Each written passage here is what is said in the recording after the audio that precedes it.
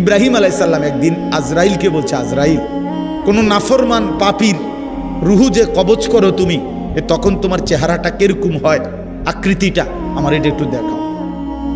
হযরত ইব্রাহিম আলাইহিস সালামকে আজরাইল বলছে, আল্লাহর কসম হে নবী, আপনি সহ্য করতে পারতেন না, আপনি এটা দেখতে চাইেন না। ইব্রাহিম আলাইহিস সালাম বললেন, না, আমার একটু হলেও দেখাও। তো আজরাইল এই বিভৎস আকৃতি, মানে নাফরমানের জান কবজ করার সময় উনার যে চেহারার আকৃতি হয়, এই চেহারাটা ধরে ইব্রাহিম আলাইহিস সালামকে দেখাইলেন। বিশ্বাস করেন, এই কিতাবে আছে, ইমাম কুরতুবীর কিতাব। ইব্রাহিম আলাইহিস সালাম একটা চিৎকার মাইরা বেহুশ হয়ে গেছে।